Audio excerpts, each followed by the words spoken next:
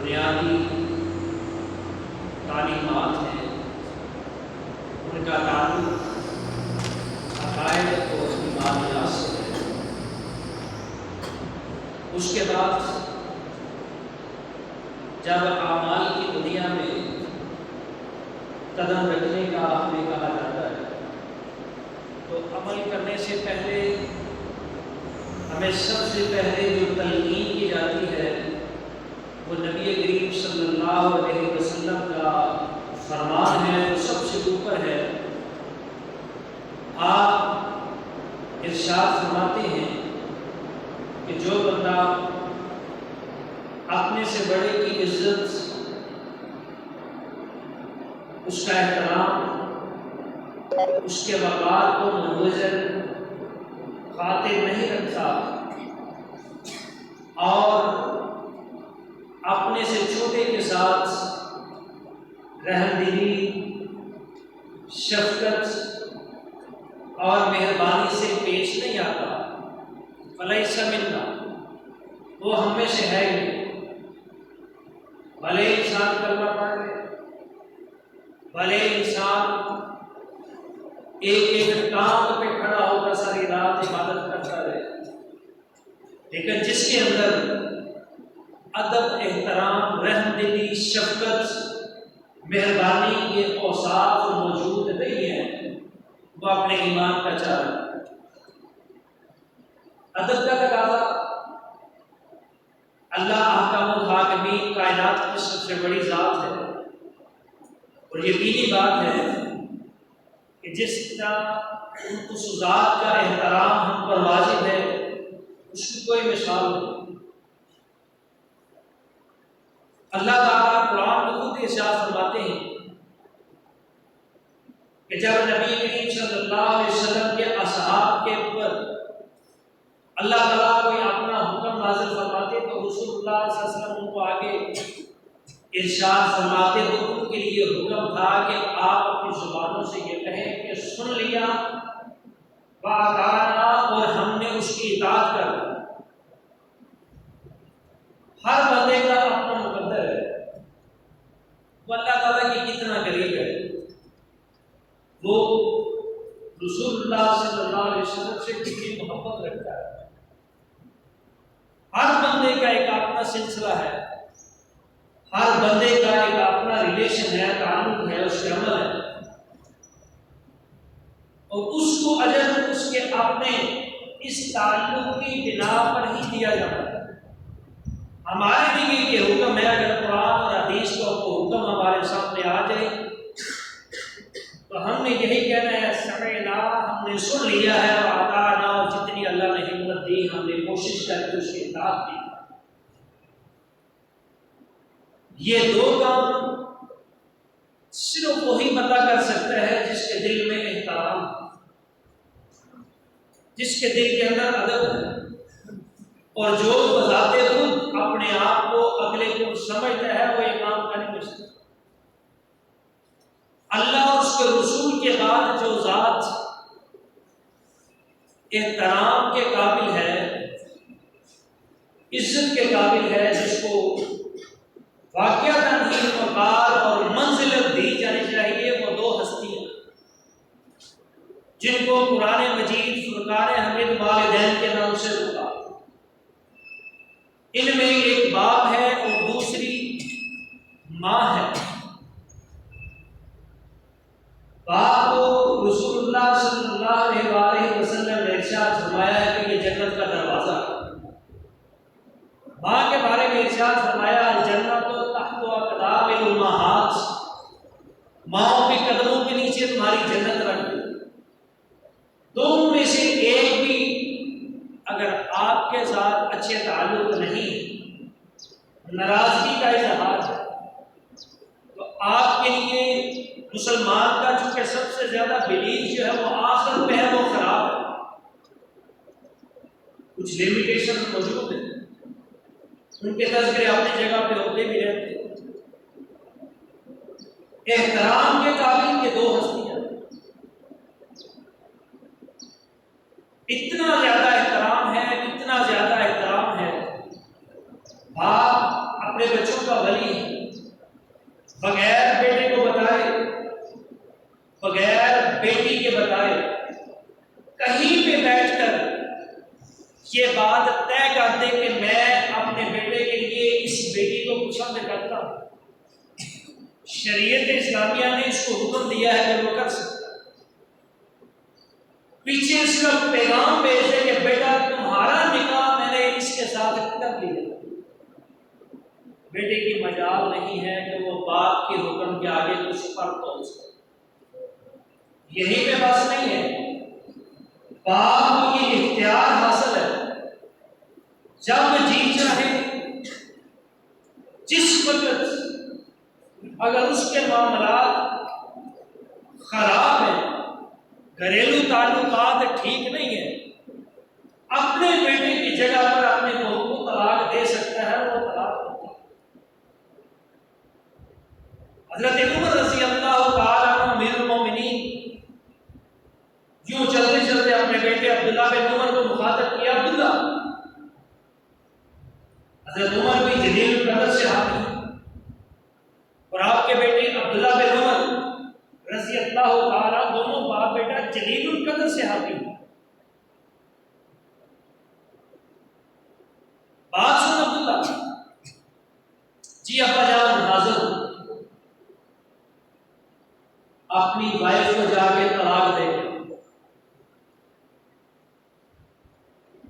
عبداللہ بن عمر بڑے پریشان ہو گئے، یہ کیا معاملہ ہوا؟ باپ نے نہ پوچھا، نہ بات کی، نہ یہ کیا، نہ وہ کیا۔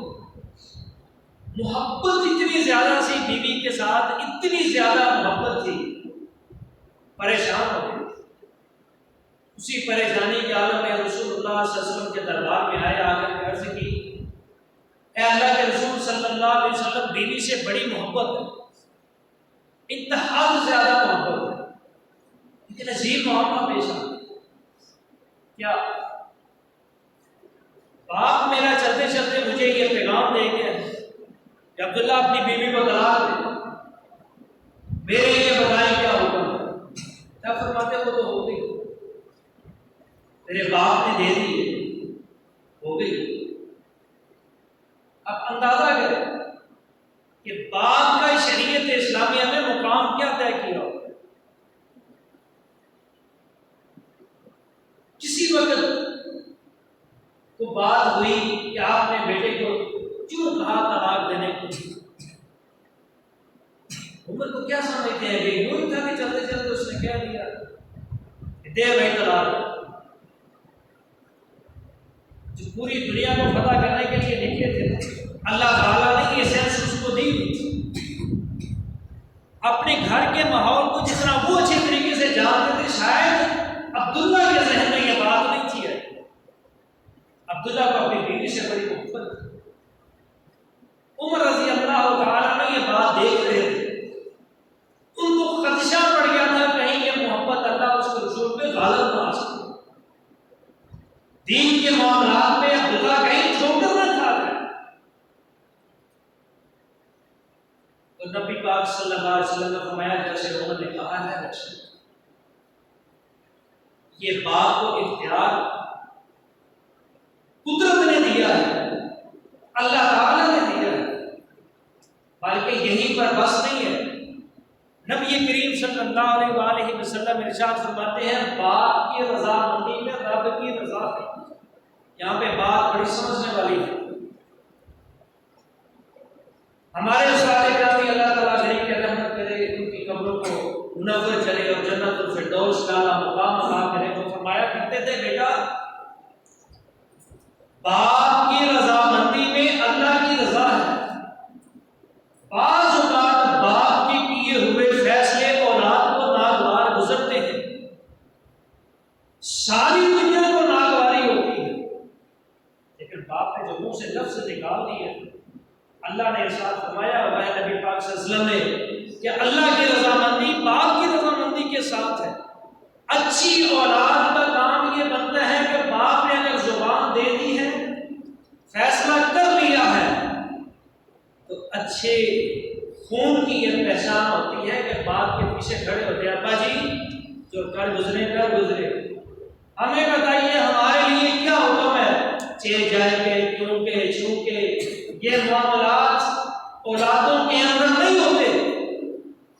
ان کی تربیت کے اندر یہ بات شامل نہیں ہوتی۔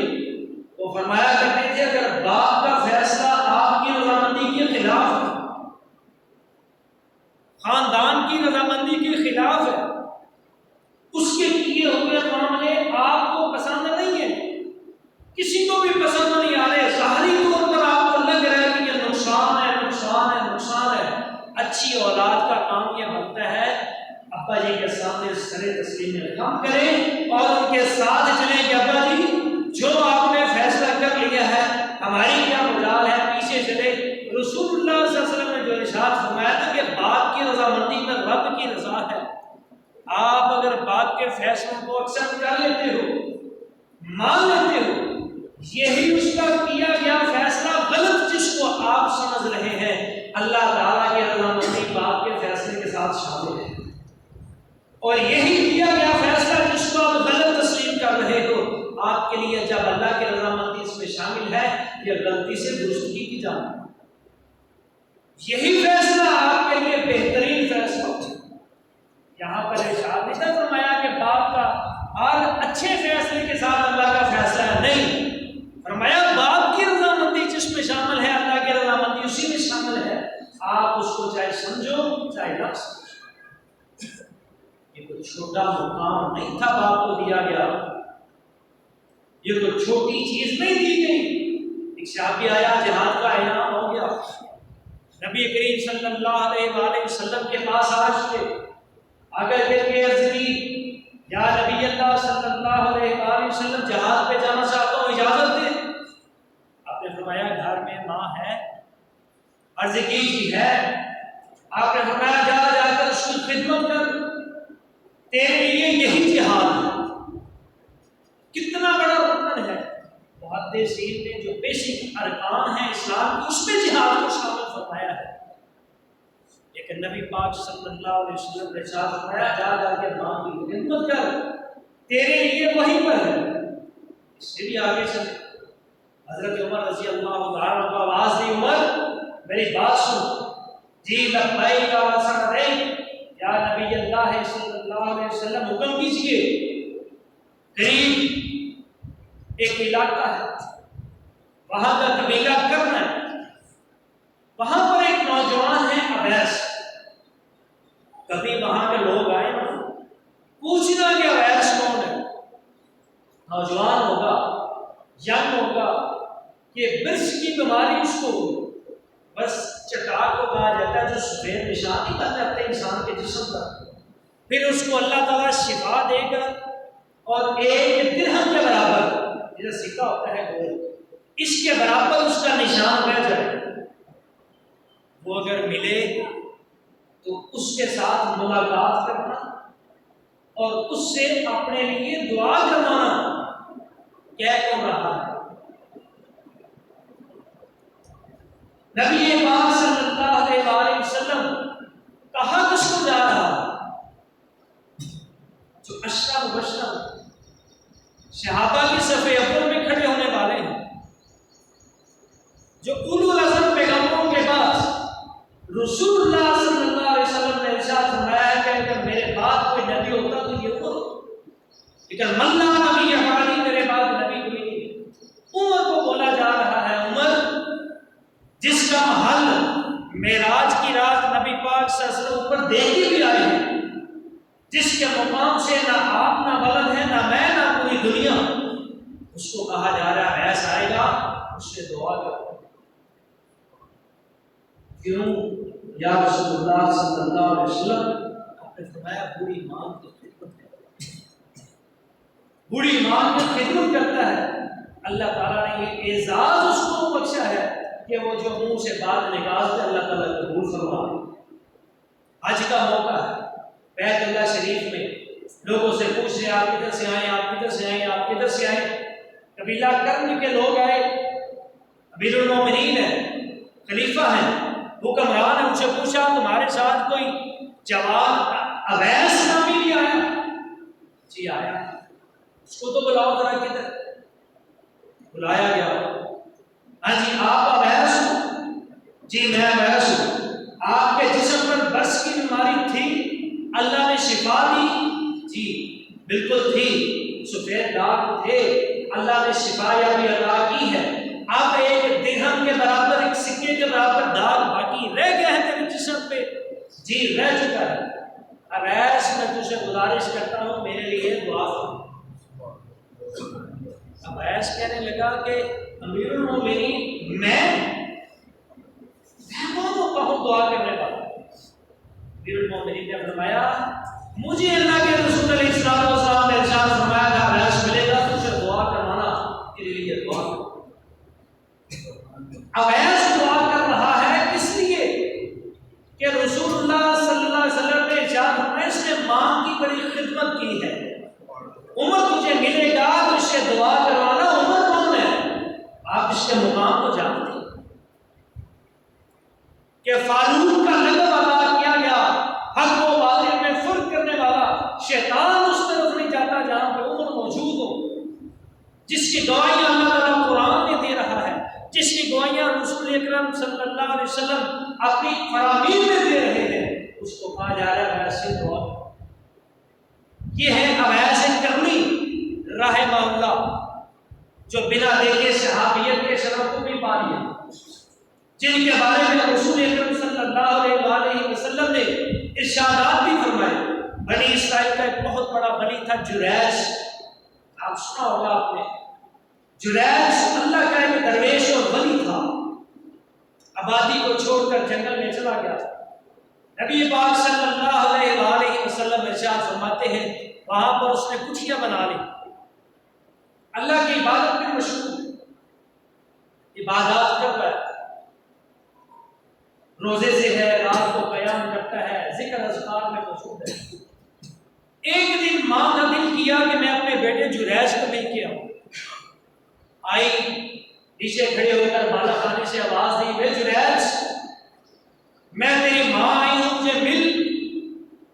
جریج کے کانوں تک آواز گئی، ابھی اس کا رخ جو ہے وہ اللہ کے ساتھ ملا، تار ملی ہوئی ہے، آواز کانوں میں پڑتی ہے، دل کرتا ہے کہ میں ماں کو مل لوں، پھر کہتا ہے کہ جو سما اب بندہ ہوا ہے پتہ نہیں پھر ملے کہ نہ ملے، ماں کو میں مل لوں گا۔ آواز کا جواب نہ دیا، ماں نے ایک دو دفعہ آوازیں دی، تھک کے بیچارے واپس چلے۔ پھر ماں کی ممتا نے جوش مارا، پھر آ گئی جریج پھر اسی کنڈیشن میں موجود، اللہ کے ساتھ لو لگی ہوئی، کہنے لگا ماں کو پھر مل لوں گا، یہ پتہ نہیں موقع دوبارہ ملتا ہے یا نہیں ملتا۔ پھر ماں واپس چلی گئی، پھر ایک موقع آیا، ماں آئی، جریج پھر اسی حالت میں تھا، غصہ چڑھ گیا، ماں کو غصہ آ گیا، غصے کا اظہار یوں کیا اچھا بھائی جریج تمہیں اس وقت تک موت نہ آئے جب تک تم بدکار عورت کی شکل نہ ہو۔ ماں یہ بات کہہ کے جو چلی گئی، غصے کا اظہار۔ کچھ عرصہ گزرا، ایک جلوس بستی سے چلا آ رہا ہے، لاٹھیاں ہاتھوں میں پڑی ہوئی ہے، جو چیز کسی کے ہاتھ میں آئی آ گئی، آ کے جریج کو باہر نکالا، اس کی کٹھیا کو گرایا، مار مار کے لہو بہان کیا۔ جریج کہتا ہے مار تو تم رہے ہو، میری بات تو سنو، آپ میں کوئی بھی سیانا نہیں ہے جو مجھ سے بات کر سکے۔ بزرگ آیا، کہنے لگا رکو، بول کیا کہتا ہے؟ کہنے لگا مجھے یہ تو پتا ہے مجھے مار کی، مجھے کس گناہ کی وجہ سے آپ لوگ مار رہے ہیں؟ نبی کریم صلی اللہ علیہ وسلم ارشاد فرماتے ہیں وہاں سے خاتون آئی، اس کے ہاتھ میں ایک نومولود بچہ تھا، چند لمحے ہوئے ابھی اس نے جنم لیا۔ بستی والے کہنے لگے جریج بڑے بڑے ولی بڑے بھٹتے ہو، کرتوت تمہاری یہ ہے، یہ بچہ تمہارا ہے اور یہ گناہ کا بچہ۔ جریج کو سمجھ آ گئی، اللہ تعالیٰ نے اتنی جلدی میری بات کی بات کو سن لی، ساری یہ کی سمجھ آ گئی۔ کہنے بچے کو یہ کس کا بیٹا ہے؟ تمہارا بیٹا ہے، تم نے میرے ساتھ ریلیشن قائم کیا تھا، تمہارا بیٹا۔ جریج کہتا ہے بستی والوں ایک موقع صرف دو مجھے، اس بچے کے پیٹ سے کپڑا ناف پہ اتر رکھ، اللہ کے حکم سے بول تو کس کا بیٹا ہے؟ پھر اللہ کی قدرت بھی حرکت میں آتی ہے۔ اللہ تعالیٰ اپنے یاروں کو دوستوں کو اکیلا نہیں چھوڑتا۔ نبی کریم صلی اللہ علیہ وآلہ وسلم ارشاد فرماتے ہیں وہ بچہ بولا، وہ جو چند بچے بولے ہیں پیدا ہوتے ہی، حضرت عیسیٰ ابن مریم علیہ السلام بولے تھے، یہ ایک بچہ بولا تھا، حضرت یوسف علیہ السلام کی گواہی دینے کے لیے ایک بچہ بولا تھا، اور ایک خندق کے اندر جب لوگوں کو پھینکا جا رہا تھا وہ بچہ بولا تھا اپنی ماں کو بلانے کے لیے۔ ان چار میں سے ایک یہ ہے جو ریج بچہ بولتا ہے، بول کے کہتا ہوں میں تو فلاں بڑھئی کی اولاد، جو ریج کی اولاد ہو گئی۔ اب بستی والے کہتے ہیں خاتون کون سچا ہے، تم یا بچہ؟ کہنے لگی بچے سے، تم نے ہمارے ساتھ یہ کام کیوں کیا؟ اس بیچارے کو پھینٹی بھی کھوا دی۔ اب بیٹھ کے وہ ترلے اور منتیں کرنے کے لیے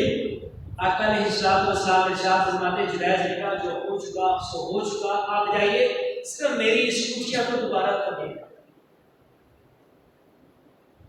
ماں کے منہ سے نکلے ہوئے الفاظ خدا بھی رد نہیں کرتا۔ یہ تو میں نے حدیث کے الفاظ آپ کو سنائے، اس میں تو کوئی شک نہیں ہے۔ میں آپ کو اپنے دورے طالب علمی کا ایک واقعہ سنا۔ لاہور کا علاقہ شاہدرہ، چھوٹے چھوٹے ہوا کرتے، ہمارے وقت اخبار پڑھتے، ہم بھی پڑھتے، ہمارے استاد بھی پڑھا کرتے تھے مدرسے۔ خبر ایک شائع ہوئی، بشیر نام کا ایک بندہ گھر میں آیا، دوپہر کا وقت ہے، کھانا ماں کے ساتھ بیٹھ کے کھا رہا، اچانک کچھ شور برپا باہر گلی میں، وہ کھانا وہیں پہ چھوڑتا ہے، ماں پیچھے پہ بشیر کھانا تو کھا جا، وہ دروازہ کھولتا ہے تو آگے آگے دیکھتا ہے تو کچھ لوگ آپس میں لڑائی کر رہے ہیں، گتھم گتھا ہے، ان کو چھڑانے کے لیے آگے جا رہا ہے، ماں پیچھے پیچھے، وہ بشیر کھانا دے کھا جا۔ لڑائی سنگین تھی، ہاتھوں میں کچھ چاقو چھریاں بھی موجود تھی، ایک دوسرے پہ وار کر رہے۔ اب یہ ماں جیسے ہماری دیہاتی مائیں ہوتی ہیں پرانی، اسی طرح بشیر کے پیچھے پیچھے، وے بشیر مرے تو مرے تو کھانا دے کھا جا۔ اب یہ اندازہ کریں، یہ ہم عام لفظ بولتے ہیں، بیٹیوں پہ بڑا پیار آ رہا ہو تو دادی کہتے ہیں نہیں مرتی ہے، ہمیں احساس ہی نہیں کہ ہم بطور باپ یا ماں کیا لفظ بول رہے ہیں۔ اور اللہ تعالیٰ نے تو ارشاد فرمایا ہوگا جب ماں کی آواز آتی ہے تو کوئی پردہ میرے درمیان میں آئے گی، جب والدین کی کوئی آواز میرے پہ آتی ہے تو کوئی پردہ زمین و آسمان کا اس آواز پہ اور میرے درمیان حائل نہیں ہوتا۔ ہم تو پیار سے کہہ رہے نہیں مرتی ہے، ہم مرے تو، اب ماں پیچھے پیچھے ہے، بے بشیر مرے تو کھانا دے کھا رہے۔ اب بشیر لڑائی چھڑانے کے لیے آگے رہے، اچانک وہ چھری کا وار ایک دوسرے پہ کر رہے ہیں، اس کے پیٹ میں جا رہا۔ قدرت خدا کی کو موقع ہوتا ہے، کچھ سنگین حصے پہ جا لگا، بشیر گرا وہیں کو شدت۔ اب ماں ادھر بیٹھی رو رہی، بشیر میں بھی آگے سے مار جا تو سچی مچی مر گئی، بشیر میں بھی کیا سے مر جا تو سچی مچی مر گئی۔ اگر اللہ تعالیٰ نے والدین کو مقامات دیے ہوئے ہیں نا، ان کے الفاظ اللہ تعالیٰ سنتے ہیں، تو ہمیں بھی چاہیے کہ اپنی اولاد کے بارے میں کبھی بھی ایسا غلط لفظ نہ کریں۔ سورۃ الکہف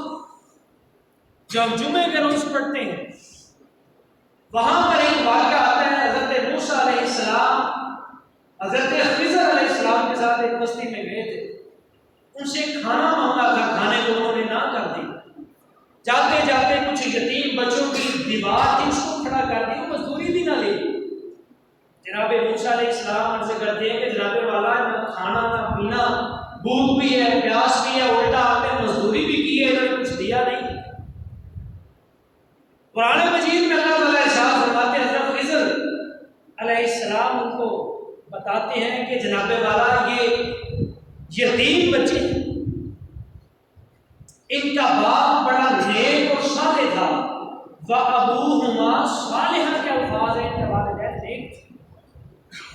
انہوں نے کچھ خزانہ ان بچوں کے لیے اس دیوار کے نیچے رکھا ہوا ہے۔ دیوار وہ سیدھا ہو چکی ہے، گر گئی ہے، قریب تھا کہ وہاں سے کچھ چیز نمایاں ہوتی، چور ڈکیٹ یا کوئی آنے جانے والے لوگ وہاں سے خزانہ لے کر چلے جاتے تھے، ان کے پیچھے پلے کچھ نہ کرتے۔ مجھے اللہ تعالیٰ نے حکم دیا اس کی حفاظت کا، میں دیوار بنا رہا ہوں، جب تک یہ بچے جوان ہوں گے تب تک دیوار بھی سلامت ہے۔ حضرت عبداللہ بن مسعود رضی اللہ تعالیٰ عنہ ارشاد فرماتے ہیں، سردیوں کی راتیں ہوتی، رضائی نہیں ہوتی، آخری ٹائم ہوتا رات کا تہجد کا، اٹھنا بڑا محال ہوتا، کہتے ہیں کروٹ لیتا، ارادہ بدل جاتا کہ جب سردی بڑی جگہ ہے، موسم بڑا ٹھنڈا ہے، ٹھنڈے پانی سے وضو کرنا پڑے گا، لیکن جب یوں 4 بجے پر سوئے ہوتے مجھے اپنے بچے نظر آتے تو یہ اصحاب کہف والی صورت کے اندر جو اس باپ کی نشانی اللہ تعالیٰ نے تذکرہ فرمایا ہے، وَأَبُوهُمَا صَالِحًا، کہ اللہ تعالیٰ نیک والدین کی بچوں کی ہر طرح سے حفاظت کرتا ہے۔ میں مصلی پہ چلا جاتا اور ان سے کہتا ہے، اللہ جس طرح ان یتیم بچوں کی انہیں ہر ممکن حفاظت کے اسباب پیدا کیے ہیں، ان بچوں کا باپ بھی تیرے ہاں مصلی پہ سجدے میں، ان کی بھی حفاظت تو نے کر لی۔ یہ والدین چھوٹی چیز نہیں ہے، یہ ماں باپ چھوٹی چیز نہیں ہے، یہ اللہ رسول کے بعد کائنات کی سب سے بہترین ہستیاں، سب سے بڑی ہستیاں ہیں۔ خدا کی قسم والدین کو ہم نے کبھی جانا، نوجوان ہے نا، خون گرم ہے، جب مرضی باپ کے آگے کر جاتے ہیں، جب مرضی ماں کے آگے ہم بول پڑتے ہیں، ہمیں احساس ہی نہیں ہے۔ خدا گواہ ہے جب احساس ہوتا ہے نا، جب ہم خود والدین بنتے ہیں، لیکن تب وہ وقت گزر چکا ہو، پھر ہم جا کے شکایتیں لاتے ہیں، ہماری رات میں پڑا تھا، ہمارا کہا نہیں مانتی، لیکن وقت بھول جاتا ہے۔ پھر آئے ایک دیسی مثال عرض کر کے اپنی بات کو ختم کروں۔ ماں مر گئی، بچہ چھوٹا سا تھا، باپ نے اس کو پالنا شروع کر دیا، بڑا ہو گیا، باپ نے ماں بھی بنا، باپ بھی بنا، بڑا ہو گیا، اب اس کی شادی کی فکر پڑ گئی، اچھی سی بہو تلاش کر کے لے آیا، گھر میں یہ 3 ہی لوگ ہیں، بہو ہے، بیٹا ہے اور باپ ہے۔ باپ اب عمر کے اس درجے میں آ گیا ہے، اندر پڑا رہتا ہے، بچہ باہر مزدوری کے لیے چلا جاتا ہے، یہ بیچارہ سمجھتا رہتا ہے۔ بیوی آئی اپنے خاوند کے پاس بڑے غصے کے ساتھ، دیکھیے اللہ والی تجھے کیا ہو؟ کہتی ہے ساری رات میرے بچوں کو سنبھالتی ہوں، ذرا آنکھ لگتی ہے بچوں سے تو تیرے باپ کی کھانسی، یہ مجھے سونے نہیں دیتی،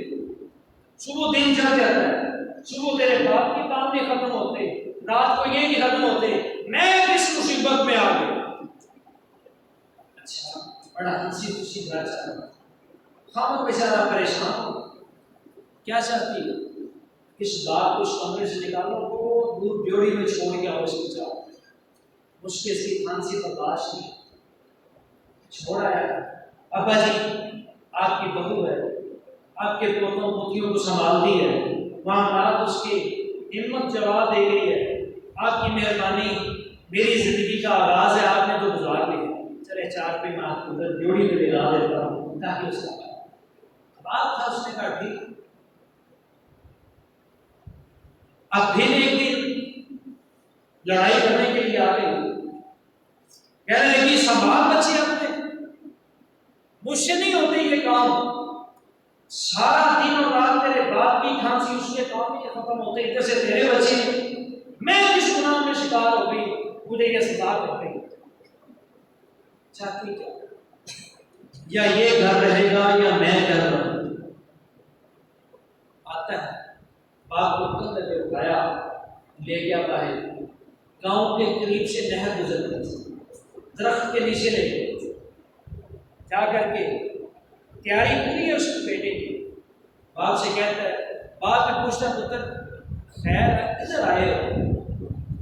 کہنے لگا ابا جی آپ نے مجھ پہ بڑا احسان کیا کہ ماں کے بعد آپ نے پالا چلے ہر باپ پالتا ہے آپ نے مجھ پہ بڑی مہربانیاں کی میری شادی کی میرے معاملات کیے آپ کے پوتے پوتیاں ہو گئی اب گھر نہیں چلتا کیوں بیٹا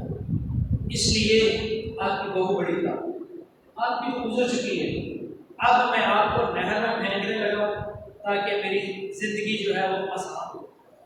چلے کہ بیٹا ادھر ہی پھینکنے لگے جی ابا جی باپ کہتا ہے بیٹا یہاں پہ نہ پھینک وہ آگے لے جاؤ وہ درخت ادھر کر کے پھینک دو کیوں ابا جی ادھر کیوں لے کے جاؤ بیٹا ادھر میں نے بھی اپنے باپ کو پھینکا اسی وقت اللہ تعالیٰ کی جب ذات مہربان ہوتی ہے اس بیٹے کے دل میں یہ بات کلک کی باپ کو اپنے کندھوں پہ سوار کیا گھر میں آیا باپ کو نہلایا دہلایا صاف کپڑے پہنائے چارپائی کمرے میں کی اور باپ کی ساری صفائی کرنے کے بعد بیوی کو یہاں سے پکڑتا ہے گھر سے باہر نکلا کہتا ہے جوان ہو کاروباری ہو جہاں پہ مرضی شادی ہو سکتی ہے اچھی طرح دے گا اللہ اکبر کبیرہ ٹائم اجازت دے رہا سید عبدالغنی شاہ صاحب رحمہ اللہ کاموگی والے ایک واقعہ سنایا کرتے تھے لڑکے لڑکی جوان تھے دل لگی ہو گئی معاملات بڑی دور تک چلے گئے لڑکی نے ڈیمانڈ کر دی کہ میں تم سے بات تب کروں گی جب تم ماں کا کلیجہ لا کے مجھے دو اس نے کہا بات شاہ صاحب رحمۃ اللہ علیہ فرماتے ہیں عقائد سناتے ہیں کہتے ہیں گیا گھر میں ماں کو لٹایا اس کا کلیجہ نکالا پلیٹ میں رکھ کر بھاگتا جا رہا اس محبوبہ کو دینے کے لیے میں تیری ڈیمانڈ پوری کر کے آیا اچانک پاؤں ٹھوکر لگتی ہے گر پڑتا ہے اور وہ جو کلیجہ تھا اس پلیٹ سے نیچے کی طرف اور اس کا منہ اس کلیجے کے اوپر آواز آتی ہے پتر خیر بسم اللہ کے لیے چوٹ تو نہیں لگی کلیجے سے آواز آئی پتر بسم اللہ چوٹ تو نہیں لگی میرے بیٹے کو اب اشارہ کیا وہی کلیجہ ماں کے اوپر رکھ کر اس کو دفن کرتا ہے پھر سمجھ آتی ہے یہ تو مرنے کے بعد بھی بیٹوں کے ساتھ یہ تو چلی بھی جائے یہاں سے تو بیٹوں کا ساتھ نہیں چھوڑتی خدا را یہ دو شخصیات ماں اور باپ اللہ تعالیٰ نے جو ان کے لیے الفاظ فرمائے ہیں ان پہ غور کر لیں رب ارحمہما کما ربیانی صغیرا ہر بچے بوڑھے بڑے کو یہ دعا از پر ہونی چاہیے اے اللہ میرے والدین پہ رحم فرما اسی طرح رحم فرما جس طرح انہوں نے مجھے بچپن میں مجھ پہ رحم و شفقت فرمائی رب ارحمہما کما ربیانی صغیرا خدا کی قسم یہ دو نعمتیں ایسی ہیں جب یہ اللہ واپس لیتا ہے اس کا نعم و بدل ہی ہو چکا اس کا کچھ بھی نہیں ملتا والدین کے سوا کائنات میں کوئی قدرت نہیں ہے آئے جن کے والدین زندہ ہیں اللہ تعالیٰ ہمیں ان کی توفیق عطا فرمائے جو والدین اس دنیا سے جا چکے اللہ تعالیٰ رسول اللہ صلی اللہ علیہ وسلم کا ساتھ نصیب فرمائے صحابہ کرام رضوان اللہ علیہ اجمعین کا ساتھ نصیب فرمائے اور ہمیں اپنے والدین کی قدر کرنے کی توفیق عطا فرمائے واخر دعوانا الحمدللہ رب العالمین